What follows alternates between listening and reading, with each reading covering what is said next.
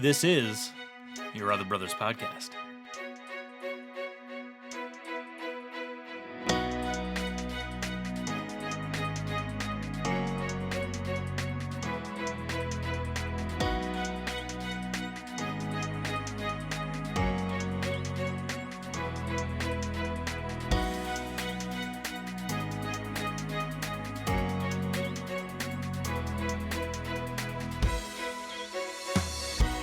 Welcome, friends, to Your Other Brothers Podcast, navigating faith, homosexuality, and masculinity together. From the Jewel of the Blue Ridge, my name is Tom. I'm so glad you're here. I don't say that enough. I'm so glad you're here, though. That's legit. And this is really interesting and weird and different. Coming at us from the city of forts, it's our brother Jacob. Yeah. Hey there, guys. I was waiting for you to say hello. But then also coming at us from the city of forts, it's our brother Ryan. Hey, everyone. Oh my gosh. Ryan and Jacob together in the city of forts. This has been like, this is like a long saga that's finally coming to a close because I've been to the city of forts and recorded with Jacob. I've been to the city of Oaks numerous times to record with Ryan. But y'all two have never been together in one place to record together. This is like, this ends the circle. Yes. And his eyes have been opened to the magic that is Fort Wayne, Indiana, that I believe that everyone during their life should visit. It's true. It's a great place for anyone who doesn't like hills or changes in elevation. Or anything too exciting or loud. I was going to say changes in elevation or just changes city. At all. Like, it's just in general. very, very what you see is changes. what you get. And it's probably just always been that way, huh? I mean, I would say that we as a city are on the rise, and the evidence of that is I want to Are we? Are plug. they? We are. We are. What rise? I do the not great see a rise anywhere. we are rising in our own special way. The Great Chicago Tribune recently-ish posted an article about the top 20 Midwest cities. Sorry, the top 10 Midwest cities to visit in 2020, and Fort Wayne was number 10. Whoa. So everyone, So it just barely come on cracked down. that list. But I think it was a strong 10. Although you said you Strong. clarified that by saying in the Midwest. So this isn't a diss against the Midwest because the Midwest has moments. It has great. There are some very fantastic places. I love Chicago. I love Milwaukee, St. Louis, Kansas City. Those are all fantastic cities. It kind of drops off from there. Minneapolis, I throw Minneapolis in there too, obviously. But Sure. but no, I don't want to take anything away from Fort Wayne. I'm trying to be a happier, more joyful, optimistic too late. person in 2020. So that's exciting. Well, I think this will come truly full circle once we all record together in the same That's room. true. I was thinking that actually after I said that. Like, we've now recorded in various pairings, but never have we recorded the three of us in one room together. So perhaps that can happen in 2020. 2020 resolutions. Let's try to record together. I like it. Well, I hope you enjoy the city of forts. We're going to come back to that in a second. First, I want to make sure I intro this episode properly, as I neglected to do last time. Today, y'all, we are talking about pornography. And this is exciting because, well, I don't know if it's exciting for Jacob and Ryan. It's exciting for me because this is a classic episode. We are going back to the well. We're going back to the pornographic well, metaphorically speaking, of course. And we're talking about a thing that we talked about in our original batch of episodes. And we're going to redo it and talk about it in more depth with new perspectives and new stories this time. And I'm excited to just kind of see where this goes. Now that we're recording twice a month, if you missed that announcement last time, I recognize that probably, if I had to bet, probably a lot of people either currently or in the near to far future will be listening to this episode. And this episode will be their first Your Other Brothers podcast that they listen to, inevitably because of the title. And that's just the way things go. If you see a list of titles, and you see mentors, community, and pornography, which one are you going to listen to first? A lot of people are going to listen to this one first. So I recognize that as we go into this episode. But yeah, starting in the last episode and throughout the rest of this year, we're doing 2 episodes a month now.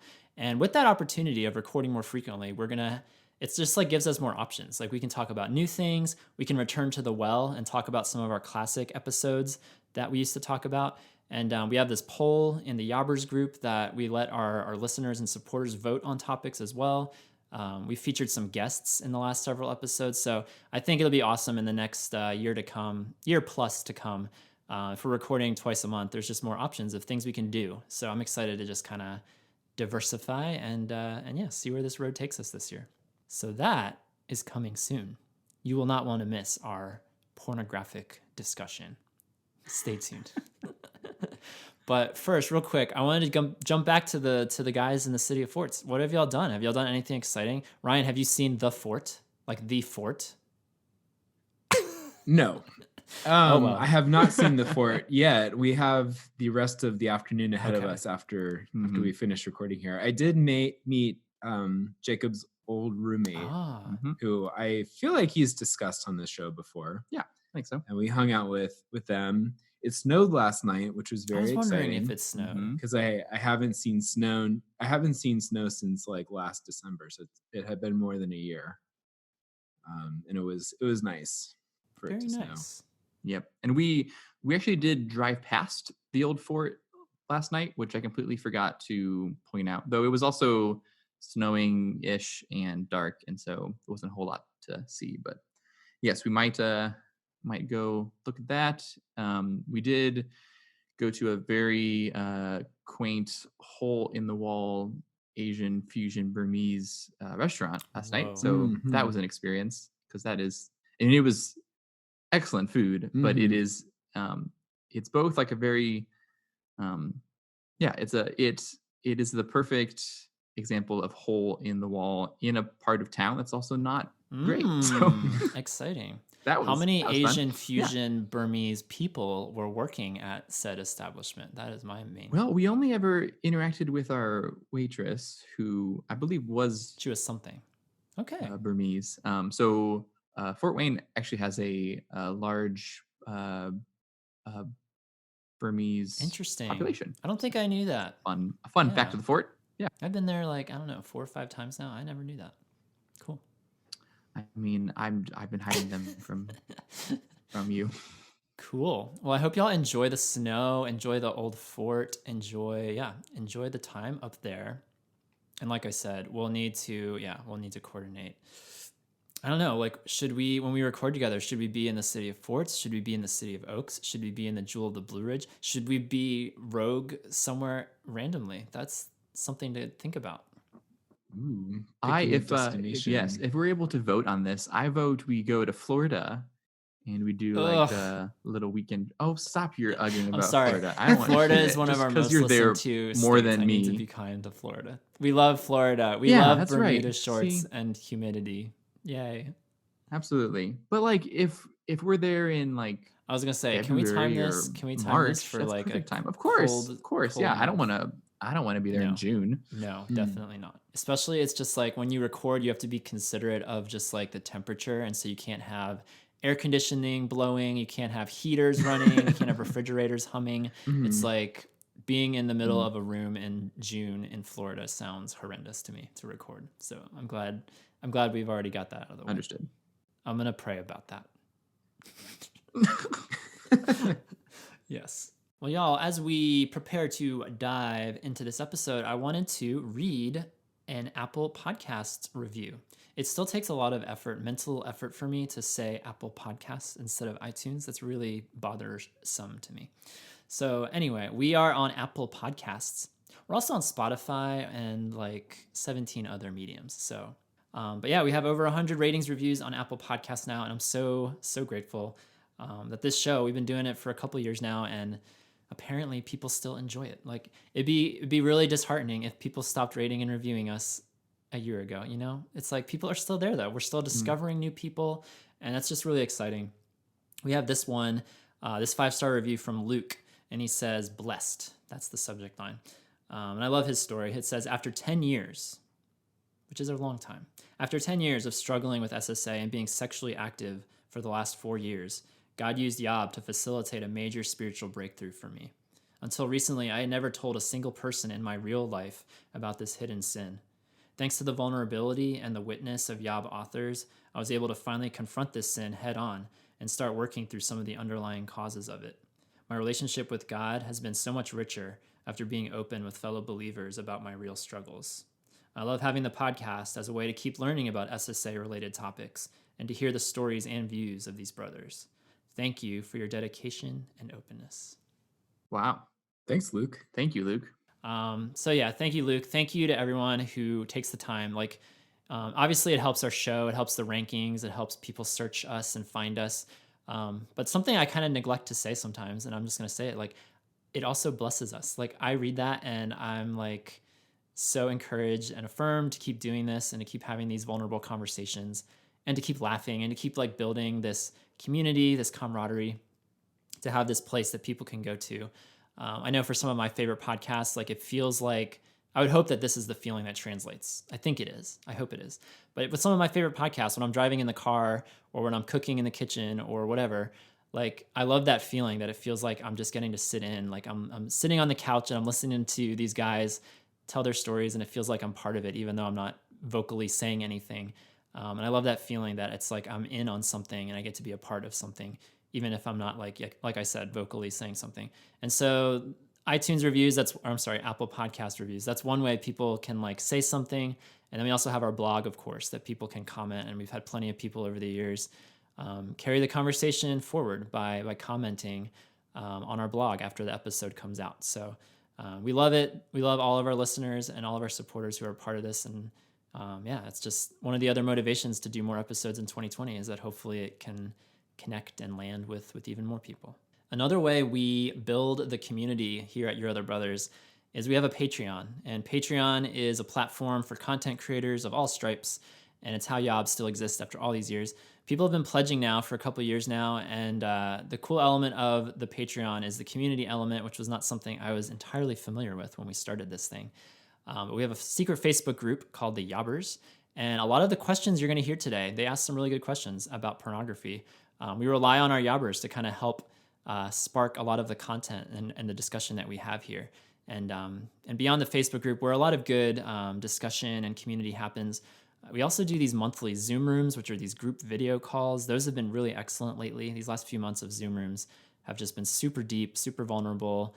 They're getting larger week to week, month to month. So there's a lot of cool things happening on Patreon, more than just like pledging money and making this thing continue to happen month after month. There's a lot of community happening behind the scenes. And so if any of that is intriguing to you and it just sounds interesting or you want to learn more information, I'm always available. I never like broadcast my email, but tom@yourotherbrothers.com. And I'm sure Jacob and Ryan, they'd love to hear from you too. Jacob and Ryan. Not Jacob and Ryan at yourotherbrothers.com, but separately, Jacob at yourotherbrothers and Ryan at yourotherbrothers.com. Feel free to shoot us an email or the podcast email as well, podcast@yourotherbrothers.com. We love hearing from our listeners. If you have any questions about anything, if you have suggestions, feel free to reach out to us. It's always a joy to hear from people in Florida or otherwise. Which I think that because of your last comments, you just lost all of our They turned it off. Yeah, as soon as they heard me. It was really nice to have you all. As soon as they heard me rag on the humidity, which nobody just does. In anger. They just checked out. Correct. Yeah. They're gone. We love Florida, he said with a wince. Okay. Big shout out to our Yobbers who are helping out with the content today. And also a big shout out to this episode's sponsor, Candy, because it's also not good for you. And Candy, no one wanted to sponsor this episode. Nobody wants to attach themselves to pornography. Candy stepped right up. We'll do it. We'll fill the gaps. We're horrible for your teeth. And we give you dopamine and wrong doses. We'll do that for you. Mm-hmm. So thank you, Candy, for drenching this episode with your not goodness. We appreciate you. Thank you, Candy, for your complete lack of integrity. Not too proud. I can appreciate that. All right, y'all. So we're talking about pornography. Jacob, you were like, I'm gonna let the listeners behind the veil a little bit. I think you described our doing this episode as something to the effect of might as well get it over with, or might as well pull the Band-Aid off now, or something of that nature. Do you care to elaborate and comment on this?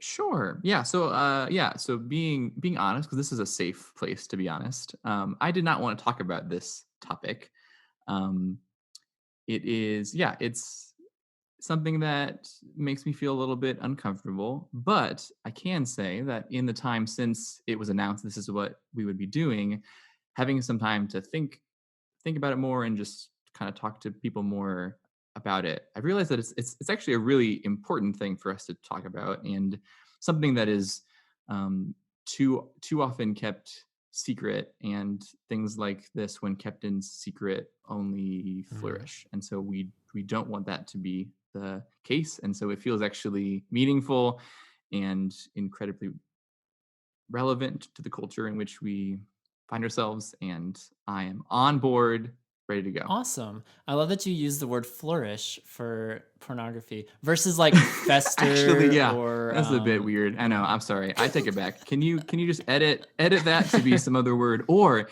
if you actually bleep out the word flourish, it might have a comedic fun effect. Or just like a really exaggerated pause with my voice trying to be your voice that says fester or something. Yeah. Fester. Ryan, what are your thoughts on recording this episode? I don't know if I recall your immediate reactions, because I like to text with y'all, kind of see what you're feeling, if you're up for feeling about talking about this. And that goes for the other co-hosts as well when they come on. So yeah, I don't know. I was curious if you had any gut reactions to it, or you're like, oh yeah, cool, I'll talk about that.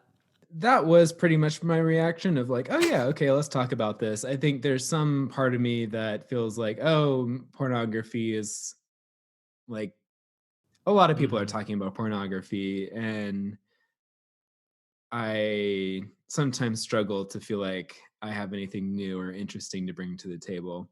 But I think that from our perspective as gay or same-sex attracted men, like, we can bring a different perspective to the conversation than most of us have grown used to in the churches we grew up in. Yeah, I think so. I think I wrestle with that duality too, that it's just like such an oversaturated topic. Like, we all know it's bad, or we're going to get into that actually, because some people do not. But it's just like, what else do we have to say about it? Like, it's such a common thing now. And yet, like Jacob was saying, it's something that can fester. It's something that can stay hidden. It's kind of, sometimes it has this illusion of, we talk about it a lot, but do we actually get specific about it? Do we actually, dig a little deeper than, something that causes us to maybe wince a little bit or squirm a little bit? Not in a provocative way, but just in a truly self-examining way before ourselves, before God. Like, I don't think we do. At least I don't think I do. And so, yeah, we're going to get into, I don't want to like get too deep right away, because I want to lay some foundation here before we get too deep, but that's kind of where I'm coming from as well. A sense of, we've done this before, but we also haven't, and we don't do it enough. But I don't want to just have every episode always be talking about pornography. So it's just like it's a lot of things to weigh and balance. But I'm excited to dive into this conversation with you guys, because I've never had this conversation with you guys. So curious to see where it leads. And I think like one of my hopes is that, even though I would agree with both of you that this is a pretty common topic that lots of people are talking about, it's also talked about really poorly in a lot of contexts. And so one of my hopes is that we can, in some ways, elevate the conversation, or give hopefully some nuance to the conversation, and do it well. Absolutely. Okay, so as I was preparing for this episode, I really wanted to lay a foundation with some statistics and some more just like, concrete information, like pornography. What is it? How rampant is it? What does it do? There's a website that is called enough.org, and they gathered a lot of stats from different studies and surveys. And there's some things that I plucked out of that I found really interesting. One of their studies said, so I'm not going to reference the pornography site, because I wouldn't do that, but they reference one particular pornography site and in their study, and trying to like gather information. Something that I found fascinating in this like 21st century, it feels cliche to say 21st century now, because I feel like technology has changed so much in even 20 years. But in today's 21st century, 80% of pornography visits and views are now coming from smartphones and tablets. People aren't watching as much on their computers anymore, which is interesting to me that there's been that radical a shift. I would have assumed that, a lot of people watch on their phones, but 80% is a very surprising and significant number because it's just so accessible. Yeah. Additionally, 1 in 6 people admitted, and I love that phrase because they admitted, so it makes me believe that the number is actually higher. But it said 1 in 6 people have admitted using public Wi-Fi to view pornography. So that's hotels, that's workplaces, that's airports, cafes and restaurants, that sort of thing. So that's also surprising that even that many people. I assume it would actually be higher because only 1 in 6 actually admitted it. But let's say it's 2 in 6. Let's say it's half. Like that is so many people watching in a public place. And I'll raise my hand and say I've done that. I've done go to the corner of the coffee shop so no one can see, and then I can look at whatever I want. So I will place myself in the 1 in 6. More than 4 in 10 Americans, about 43%, now say pornography is morally acceptable, which is a 7 percentage point jump from the previous year.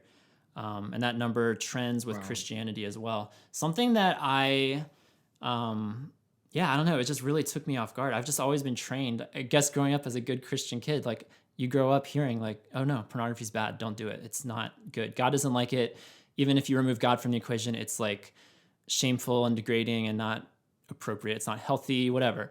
But there's an increasing trend towards sex positivity. And there's actually a popular Christian podcast that did an episode on pornography, and it was a learning experience. I will say I was leery of listening to it because I didn't know what it would stir up in me as I listened to it, of people basically promoting pornography for whatever purposes, for the purpose of sex positivity, which is essentially this attitude that in human sexuality, all consensual sexual activities are fundamentally healthy. It encourages sexual pleasure and experimentation in like a healthy way. That's a new trend that's happening across the board in Christianity as well. And so, I don't know, it plucked some things in me as I was considering, like, could I watch pornography and it be morally acceptable? Like, I don't know how to get there. I've heard the arguments, I've heard some stories, and that's been good for me just to like enrich my understanding of how people interact with this. But it's still kind of, in my opinion, is troubling. But I don't know if you guys have any immediate thoughts to that, but that's kind of another thing to be aware of as we have this conversation. Yeah, I would say that it is certainly disheartening. I think also I could see how it being sort of a response to some of the purity culture in the church, in that in some Christian circles, it's almost taught that all of sex is wrong and ugly and gross, and you shouldn't ever want it, up until the point that you get married, and then you have to flip the switch and say that no, this is good and right and a beautiful thing. And so I could see that trend is, I think, a very generous view of that would be sort of an overcorrection of some of the issues with just looking at all of sexuality as like a gross thing that we should never talk about or feel good about or any of that. Yeah, I think it's probably sex positivity is probably better than sex negativity, depending on your definitions of all that.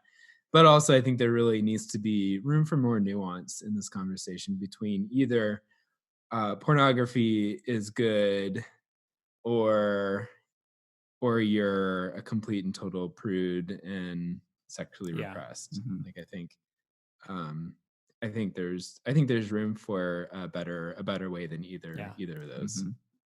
And I think also like the first thing that comes to mind is that in a pretty extreme view of sex positivity, does do things like sexual immorality and or lust, do those exist in that worldview, or are they just redefined so that they don't include a consensual sexual expression?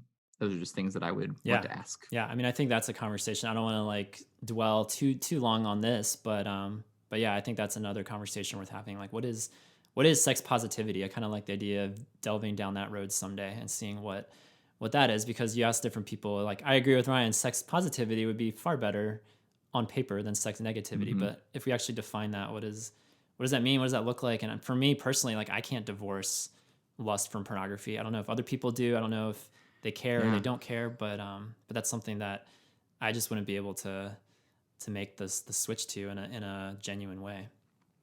And then kind of the last thing I wanted to do before I segue into another fun rabbit hole of stats and information is that pornography is changing. We already talked about, I mentioned how it's changing to be more mobile and more connectable.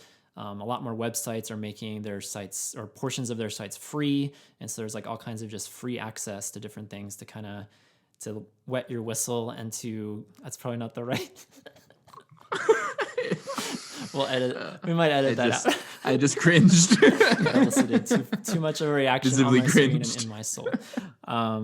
Pornography is changing though. Extreme content is becoming the new norm. 88% of the top rated scenes and videos online featured some form of physical or verbal aggression. And this is becoming, I mean, we'll talk about it as I talk about the brain and I talk about what happens when you do anything that's addictive or do anything that sparks dopamine, is that eventually whatever you did before is no longer enough. There needs to be something else. There needs to be an escalation. There needs to be a novelty, something new. And I see that only continuing to go that way, because that's just the way human brains are wired. We get bored. We want something new. We want something a little more, something pushed a little more. And so it's just interesting to see. And I can echo that in my life, like the things that I've watched, recently compared to when I first started watching. I'll talk about that, I guess. That was 13, 14 years ago. Like, so night and day. It's so different. And it's convicting, it's humbling, and but it's something that, I just want to confront more and talk about more. So there's an awesome organization called Fight the New Drug. A lot of guys in our community have been benefited by them. They do a lot of awesome research and awareness about porn use and what it does to the brain, to the heart, and how it affects the world, essentially, how it affects us, how it affects those around us. So I'm going to post a link in the show notes on the episode page to an awesome study in PDF, and it's just like a huge collection of facts and figures, studies that they've done over the years.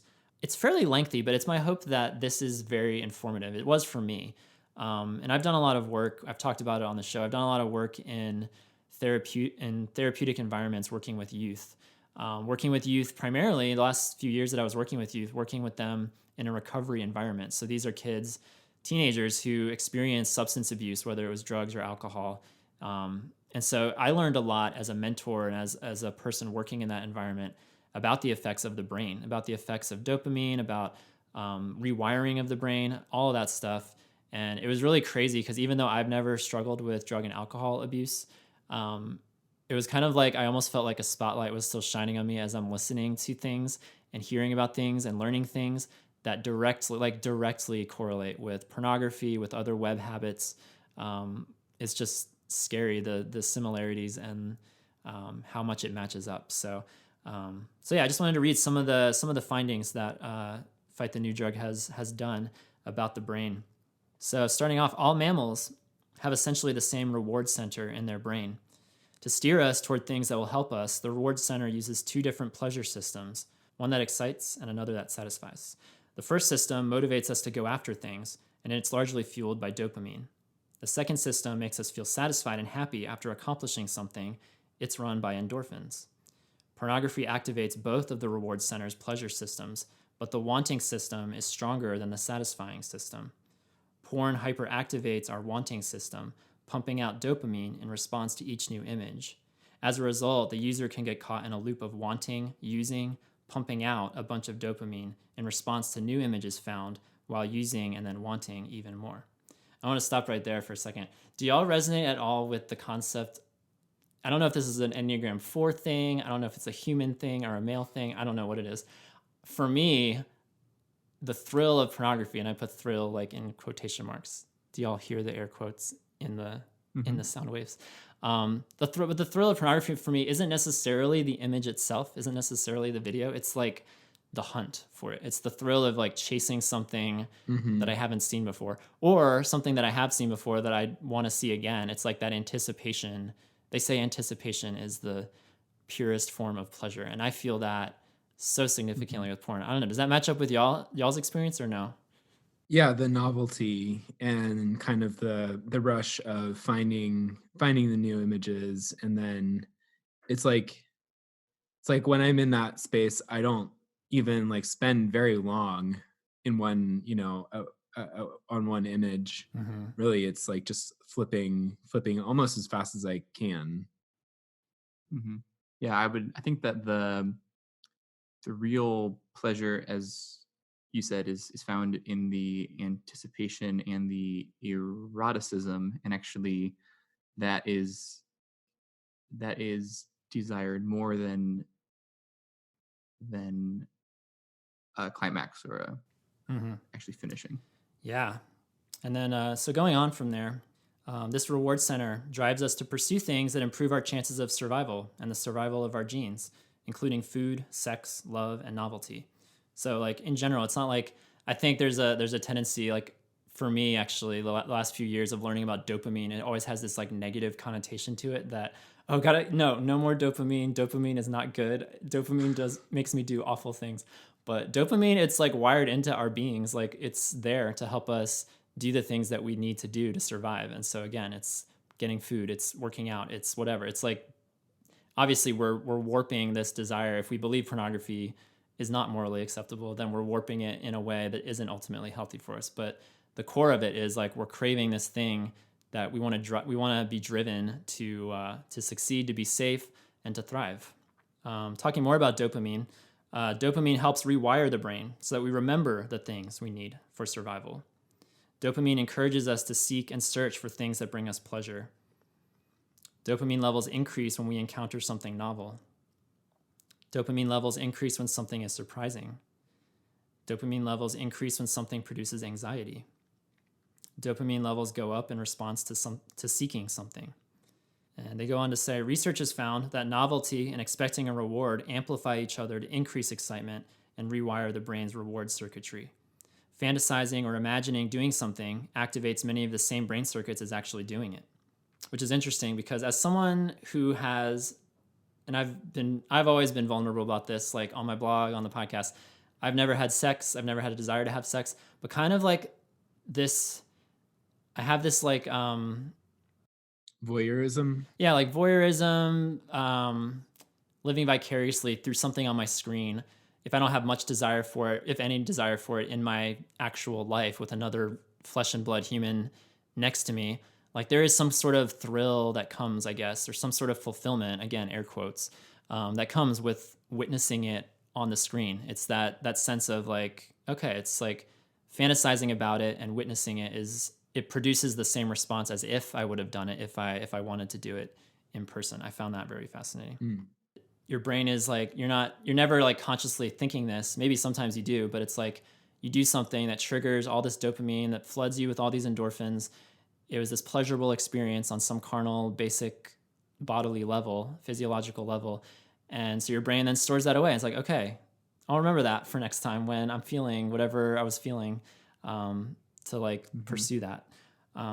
And something, because I know we have younger listeners too. Like we hear, not all the time, but we hear semi-frequently from like 15, 16, 17, 18-year-old people who listen to our show, who follow our website. Something that a lot of people aren't aware of is that the brain is forming well through your teenage years, even into your 20s. It doesn't really fully form until you're in your mid-20s, essentially.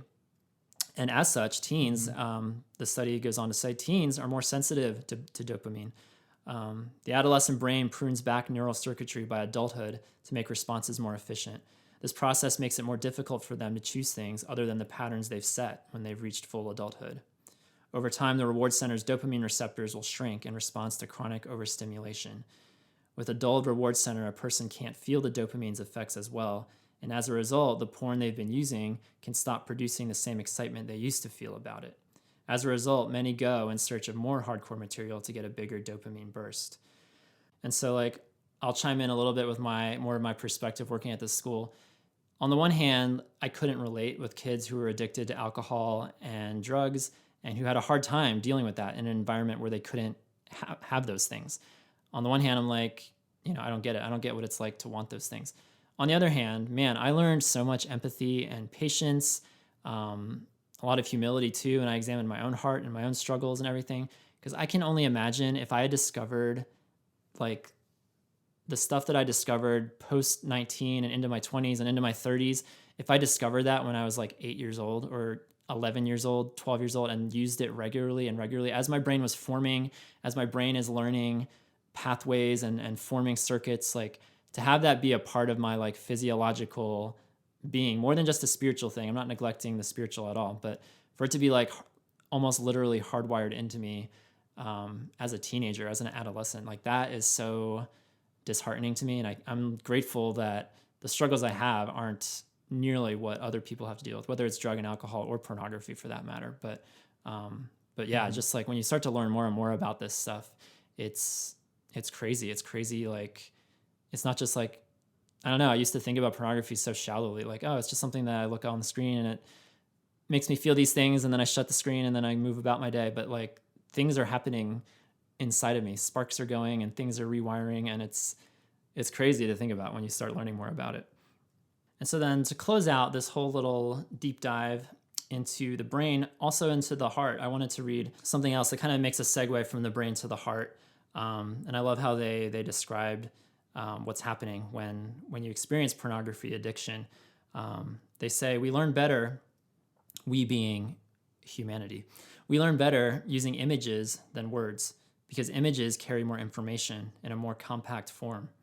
Words are often perceived as opinions, while images are often perceived as events or facts.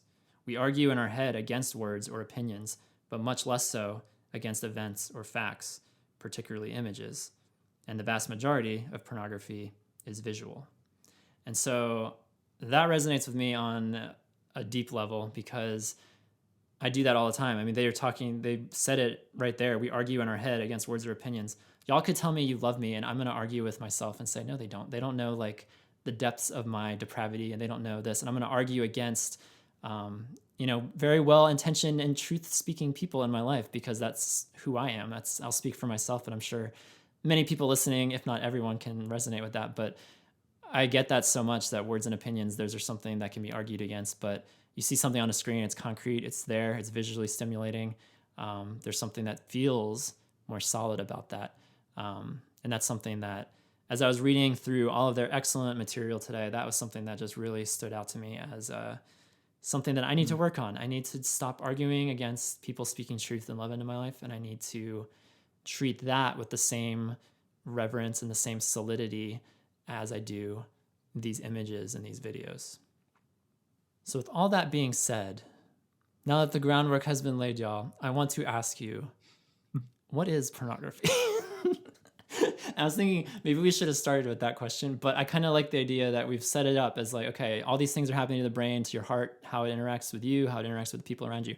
But like, let's try to like dive into it now. Like, what do y'all have any ideas or definitions or things that you would use to describe this thing that we're even talking about? Well, Jacob and I have been talking a lot in the past 2 days about a quote that we're both familiar with, but are having a hard time finding an accurate or good source for, which is that don't ask me to define pornography. I'll know it when I see it. We think it. Well, I thought it was some U.S. president said that. We looked it up and we have something very similar, but much more wordy from a Supreme Court justice. Yeah. Interesting. We're still working on a source there, but I think there's a measure of truth to that where pornography, like if you ask, okay, what's the difference between pornography and say art? Like a lot of the answer really is probably in what it does to you, what it does to your brain and how you experience it. And so I think that's something that does make pornography kind of tricky, where something that is pornographic to me is not going to kind of trigger the same things in another person necessarily. And so I think maybe I want to say part of the definition, it's almost a little bit backwards of like, we can't really define porn by its content, but we define porn by its effects or what it leads to almost. Yeah, I think it kind of connects to the things that you were talking about with the human brain, is that like you could almost attempt to define porn by what it does to you, which, as Ryan said, will be different from person to person.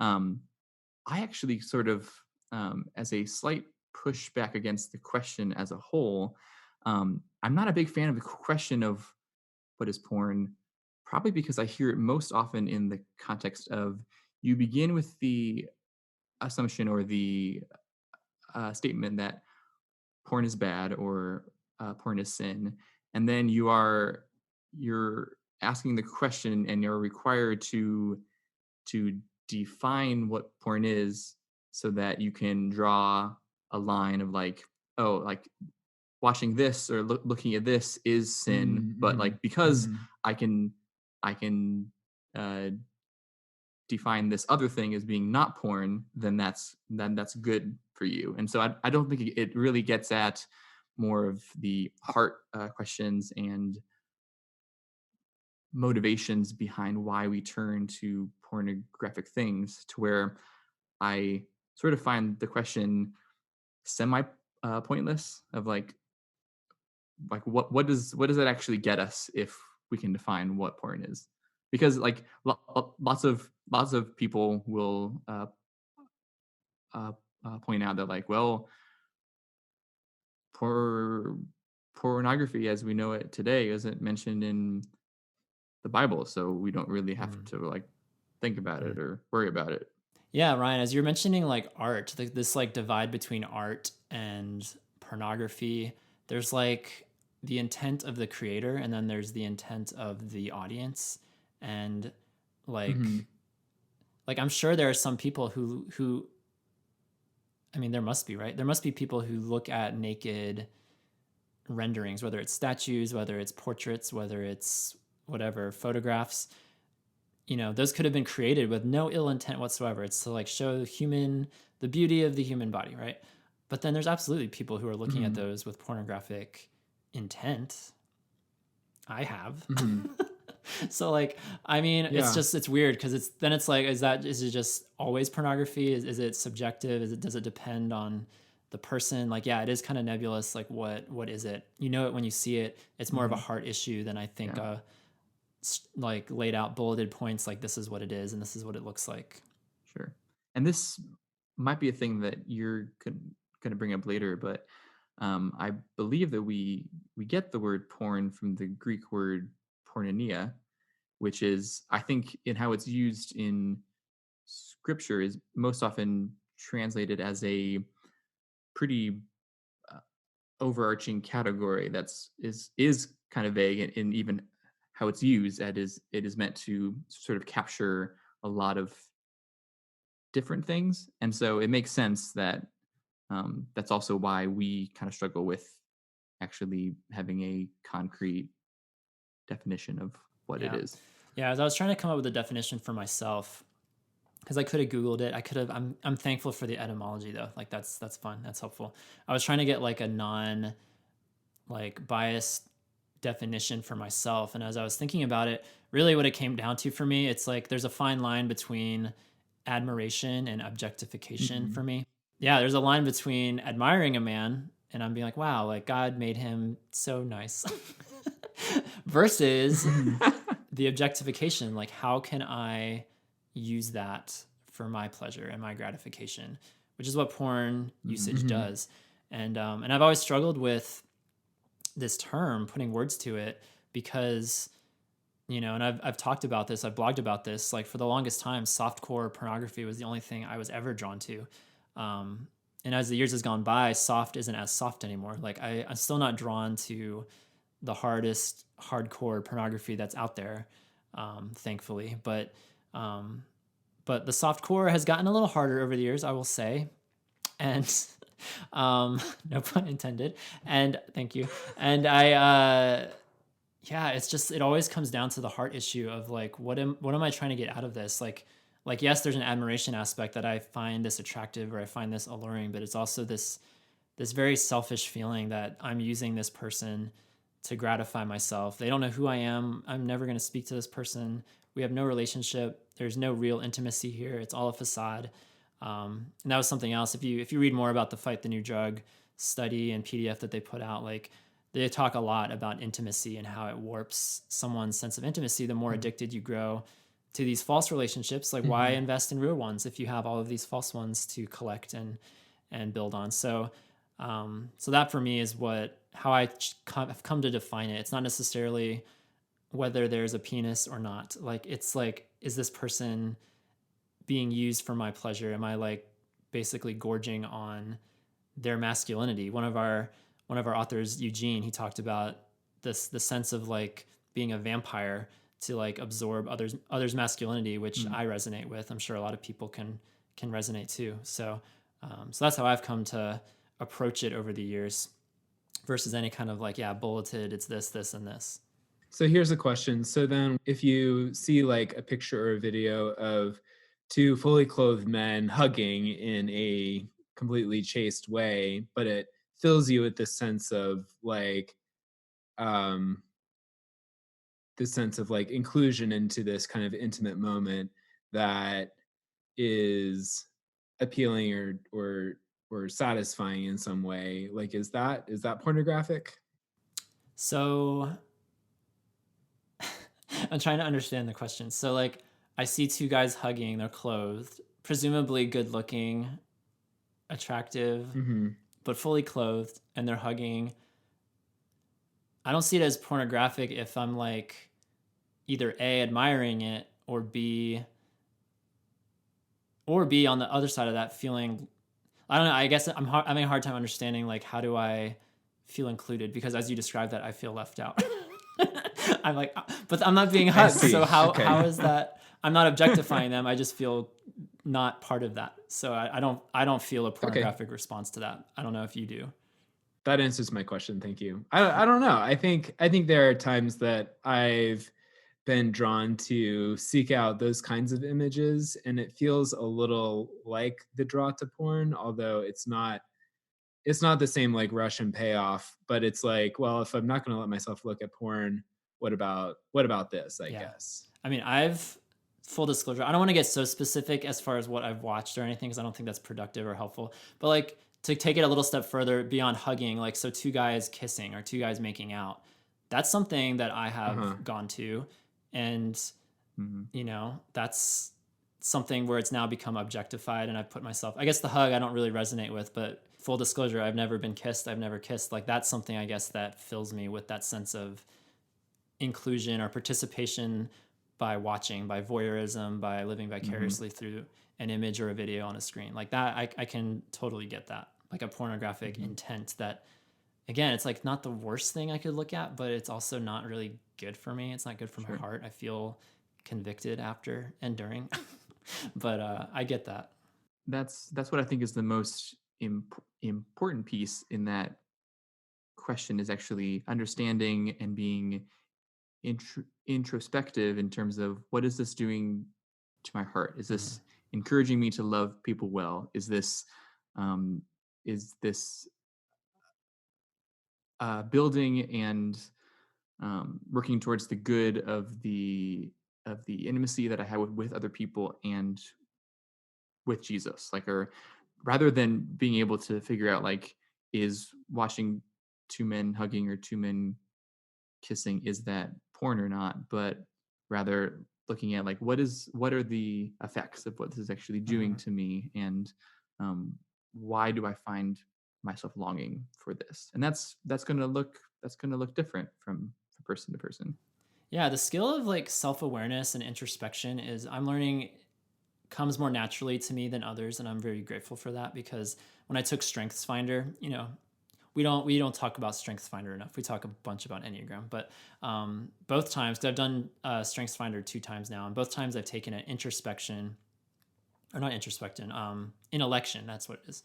Intellection has come up both times, and it's defined as thinking about thinking. So it's basically thinking about, why do I think that? Essentially, it's asking why about everything. And that is such an important strength to hone. If you already have it, like you are blessed to have it and to understand, to have more of a desire and an innate understanding of why you do the things that you do. And for me, going to counseling, that's another way to build that that strength, is to keep asking why. Why am I drawn to this? Why do I want this? Why do I do this?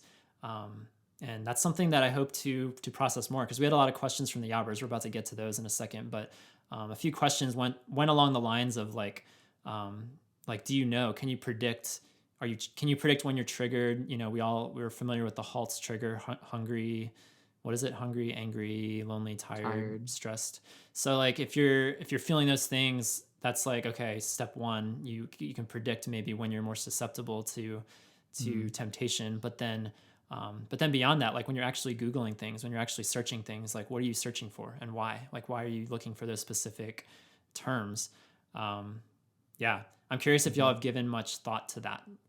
And this is like, I'll admit, like this is not something where I'm about to get specific, and I don't want you guys to get specific either, because this is where I start to get a little, I guess scared. That's probably a vulnerable word to use, because I'm pretty open otherwise. Like you read my blogs, you go on the podcast, like I'm pretty vulnerable about a lot of things, but the concept of what I'm turned on by and why I do the things that I do, that starts to get even in a territory that I've only briefly started getting into in counseling. Like that's still something that's very difficult for me to approach, even just personally, let alone with hundreds and thousands of listeners. So, but I'm curious, just on a baseline, like have y'all given thought to that? Like why are you attracted to the things that you are? Why do you seek out inappropriate things the way that you do?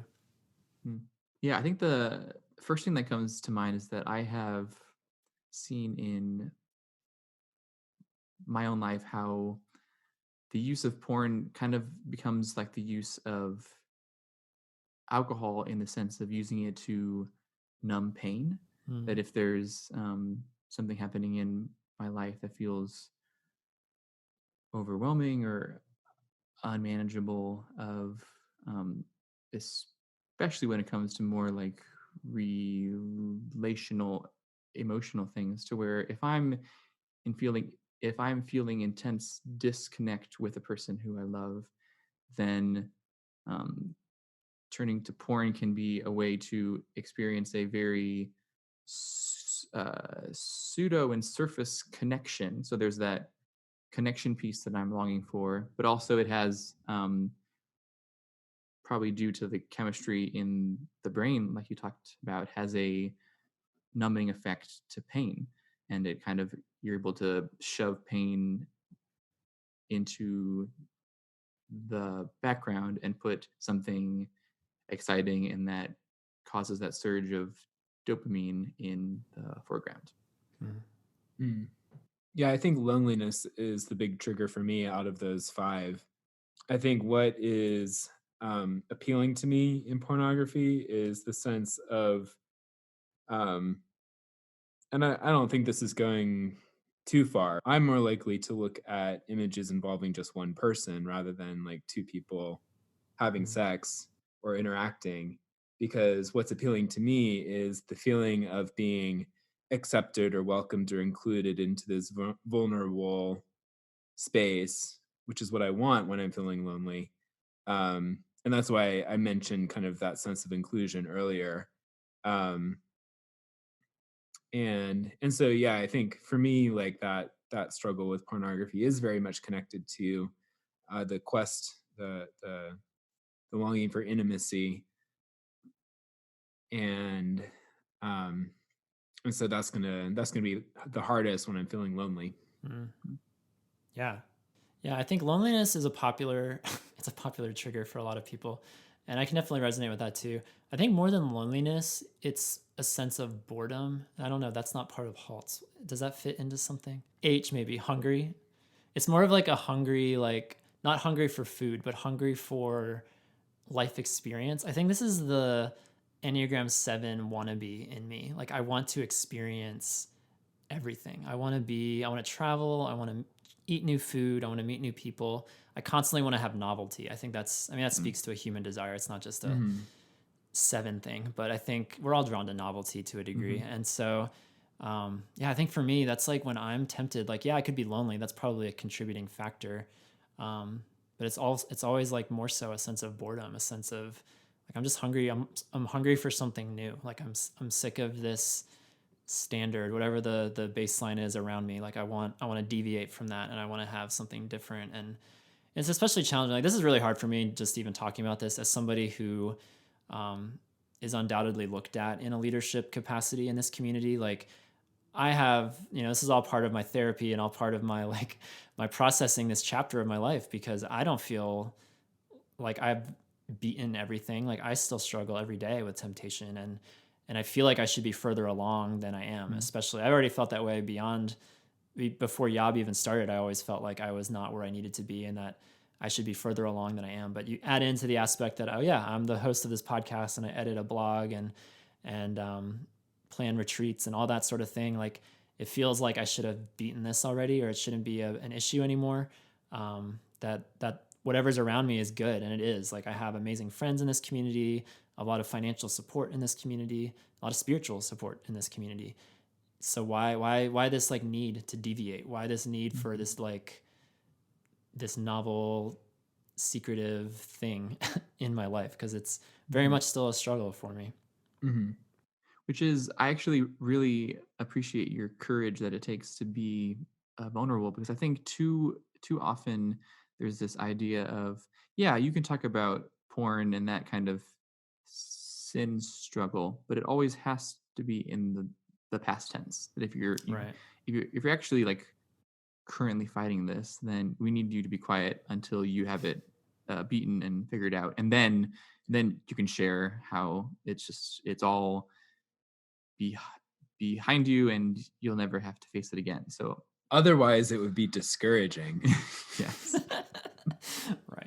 Right. So I think that only encourages people's silence, because I think we would all agree that if this isn't something that we can talk about with people in an honest and present way, it's not something that we're going to see improvement in, if we're just, because these are the things that fester in secret and in dark places. And I appreciate y'all saying that and affirming that, even though the immediate inclination, once again, going back to the brain, my initial thought is like to argue against that and be like, no, but I should be further along. I should beat this. It would only make my like testimony and my words about it, all the more emphatic and all the stronger if pornography was a thing of the past, if any other sexual temptation were things of the past, and this is now something I could promote from a place of triumph and victory. Like, it's hard to just like, it's hard to hear the beauty of just like to be in process and to be vulnerable about that. But I appreciate that. Yeah. I have like in the last couple of years been actually kind of encouraged when it comes to the topic of pornography. I'll explain. It encourages me because I no longer feel as icky or as shameful today than I did 10 years ago, 15 years ago when I first discovered pornography. Because it's almost like, it's sad, but it's learning that it is so rampant and that it is everywhere, and that men and women, for that matter, struggle with it. And you don't have to be gay. You don't have to have same-sex attraction to be like on this other sphere, on this other plane of struggle. Like to hear from straight people who also struggle with pornography, maybe a different flavor of pornography, but they still struggle with pornography. Like it's been weirdly encouraging to me to feel not as isolated. Is that something y'all have thought about, or no? Because I have, certainly. I've experienced a lot of camaraderie in the sense that my brother is very open in talking about his journey with porn. Yeah, when Nate came on, I think he mentioned it. He might have mentioned it a little bit when he was. He even had a chance at one of the churches that he was a part of to share more of his story in that area, and he's been a huge encouragement to me of just someone who's been willing to talk openly about it, and like knowing that's something that we fight together as opposed to being like, well, it's completely different because he's straight and I'm not. But rather, like I do get the sense of that camaraderie that is really helpful, as you said. Yeah,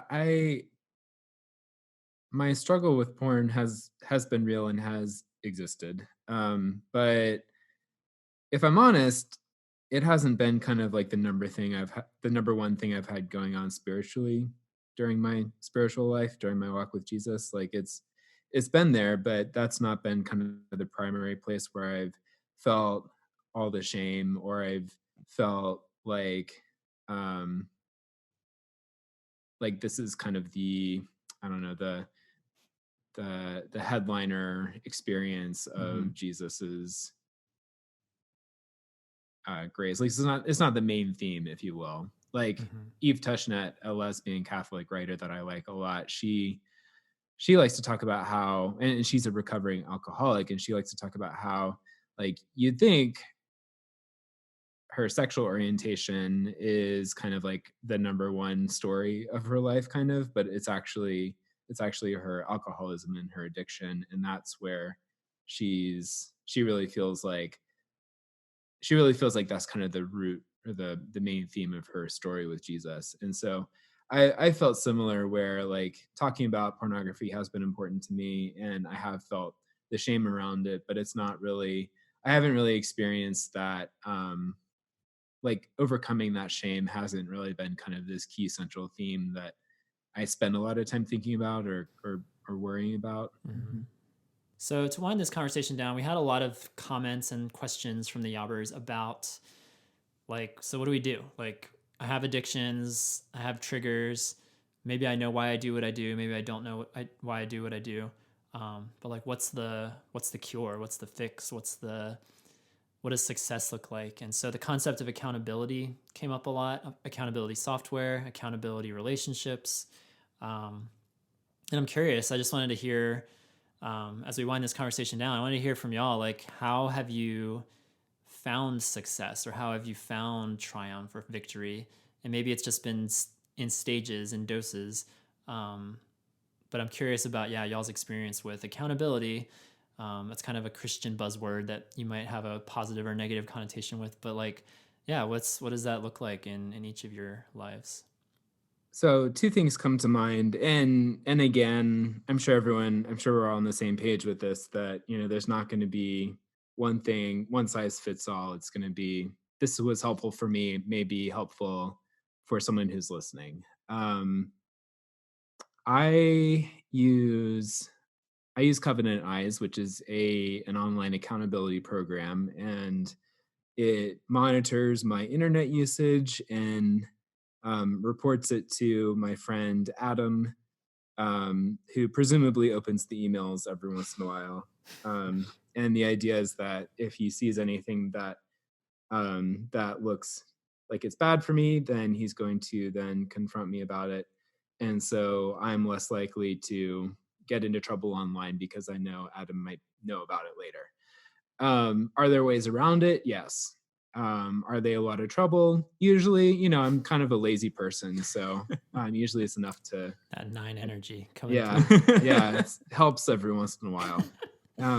You know, like, is a model of like active confession better than a model of accountable confrontation? Yes.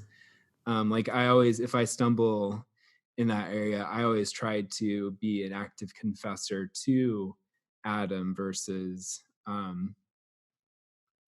like, well, if he doesn't say anything, then I've gotten away with it, you know. Which I think a lot of guys struggle with that. Like, I'll speak to myself. Like, I do. Like, I also have Covenant Eyes on my software, and there's a sense of, can I get away with it? Can I find a workaround and then not be confronted about it? And instead of actively confessing, like, I personally would want to get more into an active confession mode. Not to say that, the software isn't helpful, because it is, but I think if you're just relying on software, then you're missing something. Or if you're just relying on someone to confront you, you're also missing something. Yeah. And so Covenantizer, any software, it's not perfect. It's far from perfect, but it's been super helpful for me. I wouldn't like I'm just gonna keep using it, even though it's been a while since I looked at porn, and like I feel pretty good about where I'm at right now, but it's still just worth the monthly cost. The other thing I'll say is I think in the moments um of looking at porn and kind of being uh in that place, eventually getting to the place where you're able to step back and take a little bit of an objective look at how you're feeling in that moment. And seeing, I think for me, seeing that actually none of this is living up to what I had hoped it to be. That in my moments of temptation, there's this tension inside of me that I didn't want to bear anymore. And the thing I told myself about porn was that, okay, if I just give into this, then I'm going to be able to relax somehow. I'm going to be able to rest somehow from that tension of temptation. But actually, it does not. It is not restful. It leads to even more complicated tensions, even more complicated feelings that then I have to do even more work to work through, and that's not really like what I want. And so being able to recognize that, being able to, when I'm tempted, remember those times where I like gave into that temptation, um and it actually like made my life harder, I think is helpful and kind of takes some of the appeal out of it, I guess. And also like realizing as I was looking at porn, like none of these images are really what I want. And like having that sense of disappointment that that kind of sticks in my head, that I always kind of go back to that sense of disappointment that like, yeah, I'm just gonna feel that disappointment again.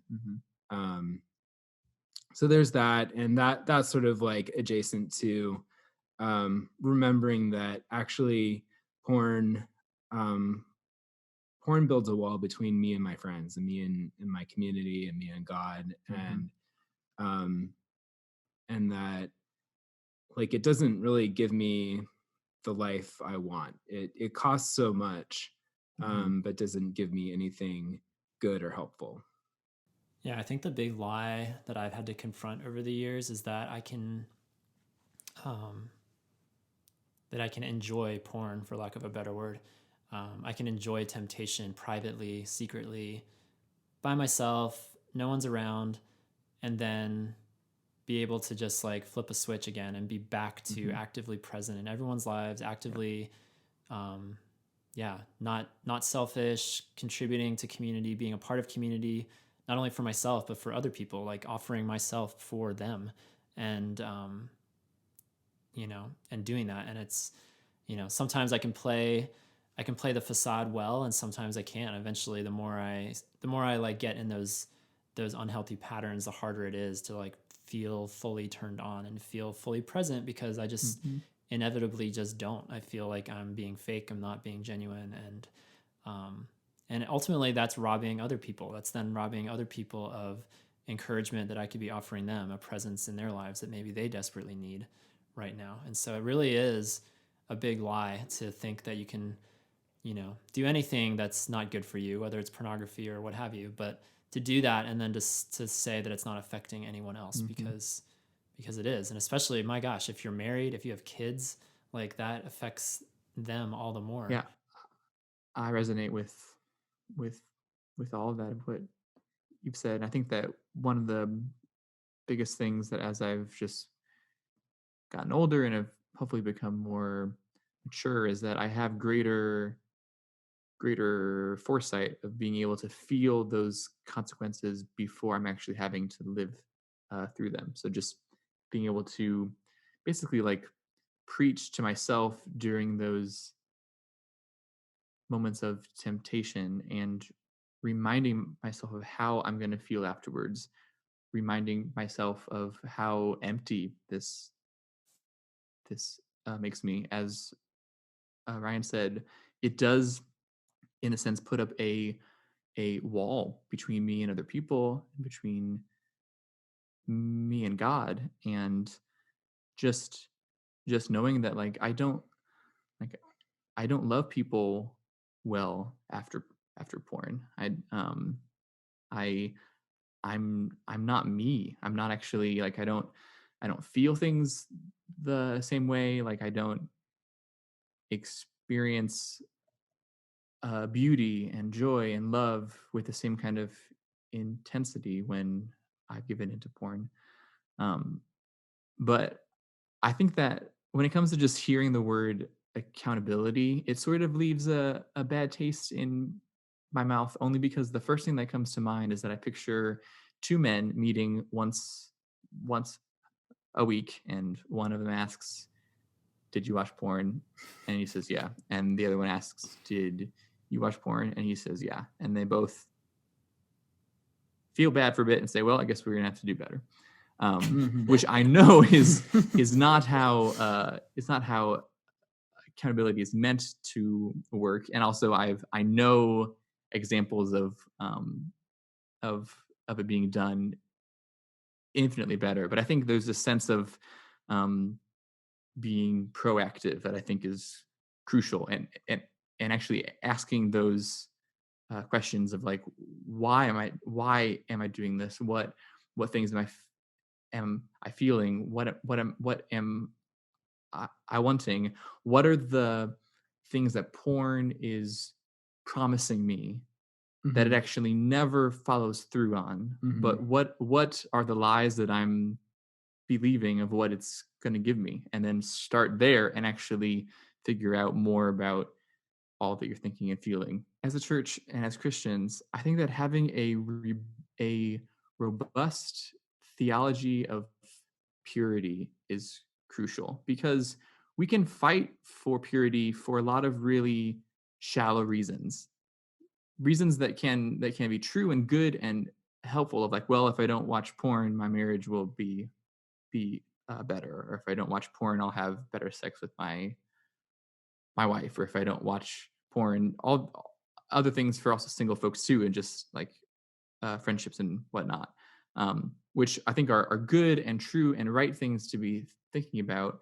But if we don't have a real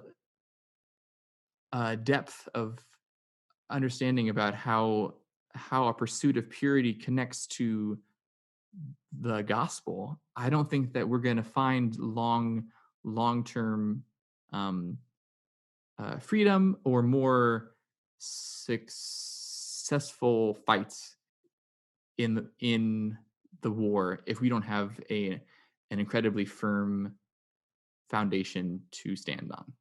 You know, when we talk about what pornography does with our relationship with God, I don't want to make the mistake of implying that that pornography threatens our relationship with God, in the sense that after we look at porn, we're then in some sort of spiritual timeout where God doesn't want to hear from us or doesn't love us, or we have to work back into his good graces. I think when we talk about the wall between us and God, so to speak, when we use porn, it is kind of an illusory wall where we do have, I mean, I know I struggle with accepting the grace that God has to offer immediately. Like there's something that like I almost have to put myself into that spiritual timeout for a little bit.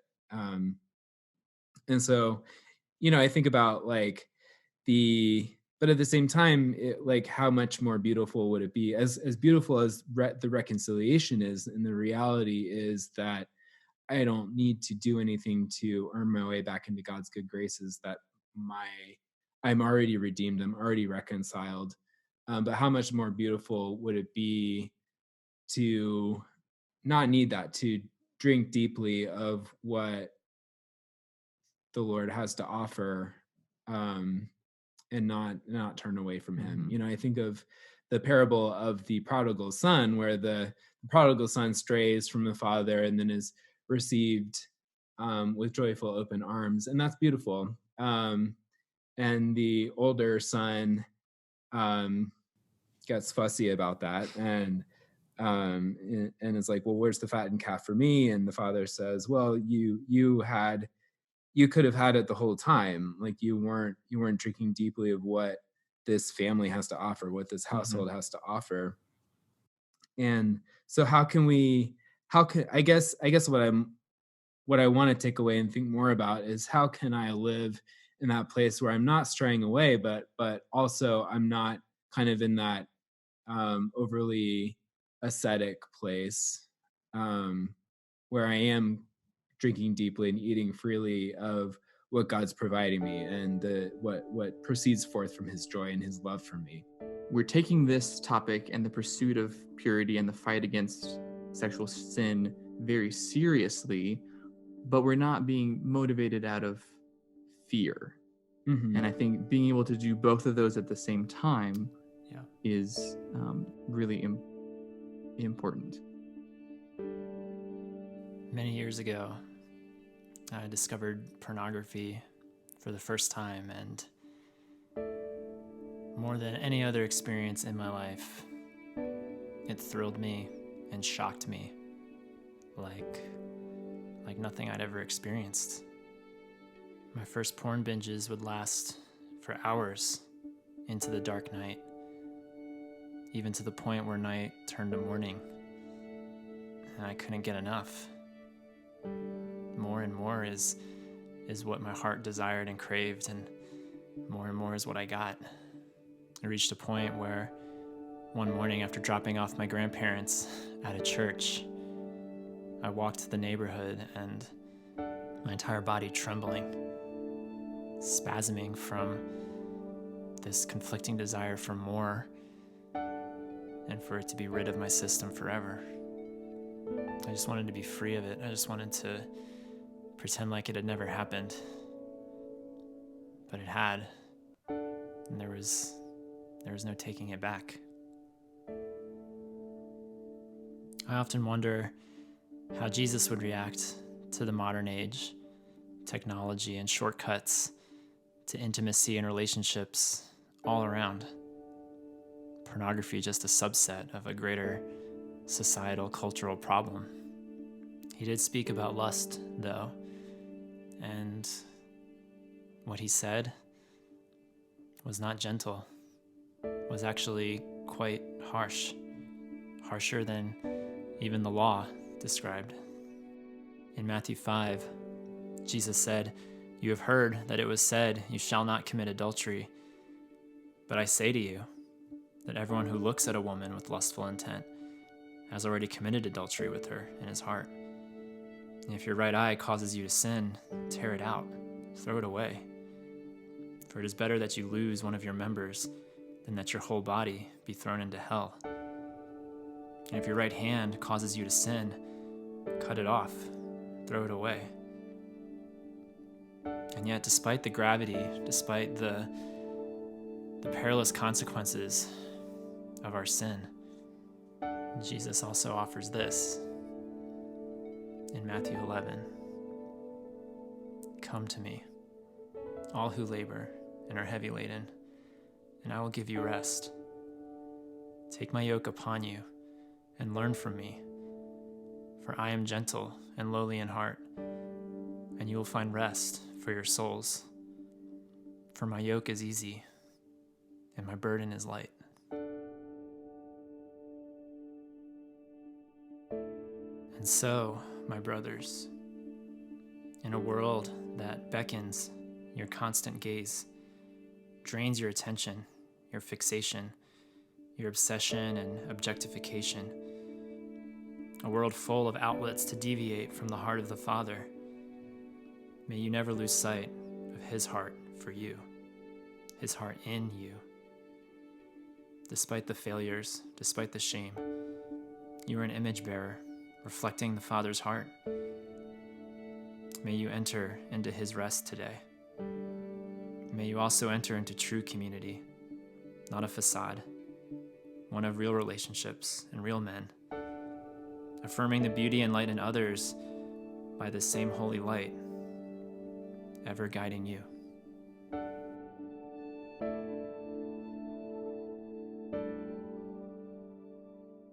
Well, there you have it, boys. Don't look at porn. It's bad. Cool. But I'm glad we, yeah. No, but seriously, I think it was a good conversation about kind of the deeper whys and what's really going on there, and how we can actually grow instead of just kind of spin the tires in the same place over and over again. Yep. And I didn't think that I would ever say this, but I actually wouldn't mind talking about this topic more. And so I came in with a lot of fear and feeling uncomfortable and a bit of anxiousness, but that is all gone and is now replaced by a desire to dive even deeper to what all this means and what this looks like for us. It is an endless well, this pornographic well. We can just keep on diving. It really is, though. I mean, honestly, we've deviated already in various other topics that we've talked about. Like we've talked about temptation on another podcast. We've talked about counseling and therapy on previous podcasts. We've talked about something that I think would be interesting to talk about, to have an entire episode on, would be accountability. I think accountability and just the concept of confession, like I think that's worth a deep dive as well, and that intersects with pornography. So pornography intersects with a lot of interesting concepts, and so I think it's I think sooner than later we'll be intersecting with this again, I think. And I'm glad that I'm glad that you came around, Jacob, and that this wasn't the worst thing ever. Me too. Jacob at yourotherbrothers.com. Anyone who wants to talk more about it. Send all of the emails, please. I hope you get flooded. Also Jacob with a K, so make sure you get that right. And two B's. Yep, 2 B's. And again, my email is dean@yourotherbrothers.com. We'd love to hear your stories, y'all. Feel free to reach out anytime. If y'all have stories to share about pornography, we talked about a lot in a short time, but triggers, kind of like your origin story or the ability to face temptation, accountability, connection. Like, what does that all look like? If you have a story to share, we'd love to hear it. A PG-13 story to share. PG-13, yes. Follow our comment policy. It's also on our website. Share a story with us. You can go to yourotherbrothers.com/podcast, find the episode 56 post on pornography, and share with us your experience. And we'd love to rally around you, hear some stories, and just know that you're not alone. Like I referenced earlier in this episode, this is something that's so wide-reaching. Like there's some struggles that are niche and that are not as frequented, but this is one, fair to say, that goes across the board for a lot of people. So I hope it is something that we don't just theoretically talk about, but we actually do talk about. So this was a great episode. Thanks again to Candy for sponsoring it. Covenant Eyes wouldn't return our calls for some reason, so we had to go with Candy. Covenant Eyes, what up? Yeah. Unbelievable. But yes, thank you, Candy, for sprinkling this episode with your sugary rot. It's been great. And thank you, Jacob and Ryan, for joining us from the fort together. I appreciate y'all taking the time in the midst of all your adventures to have this conversation. I really appreciate that. You're welcome. Our pleasure. I guess I'll be seeing you guys in Florida. You won't ever go to not Florida. In June. I won't be able to convince you before June. Not in June, but yes, sometime. That would be another epic chapter to the saga of us recording together. Indeed. So that's it, y'all. That was episode number 2 of the month. We are off and running on this new adventure. So stay tuned in a couple weeks for our next episode. We'll be right back with something surely exciting and deep dive worthy, I'm sure. So for all your other brothers, I'm Tom. I'm Jacob. And I'm Ryan. Reminding you that you are not alone. Remember, even the sparrow finds a home. See you next time. Bye, everyone. Bye. Thanks for listening to Your Other Brothers podcast. Navigate more with us at yourotherbrothers.com and comment on this episode at yourotherbrothers.com/podcast. Subscribe to our show to never miss an episode. And if you enjoy what we do, consider rating and reviewing us on iTunes. You can follow us on Facebook, Twitter, and Instagram at Your Other Bros. If you'd like to further support our storytelling effort, consider becoming a YOBber Yobbers pledge monthly and receive perks like calls with authors and other supporters, access to a secret Facebook group, and additional podcast content. Visit patreon.com/yourotherbros for more information. Don't miss our monthly bonus podcast on Patreon, the YOBaLOGUE, featuring responses to previous podcasts, content not featured in public episodes, calls from listeners, and more. Ask us a question or tell us a story by leaving us a message at 706-389-8009. If you're new to the show, we'd love to hear from you. You can email us at podcast@yourotherbrothers.com. You can also write us at Your Other Brothers, P.O. Box 843, Asheville, North Carolina 28802. Until we journey next time, we're glad you're with us.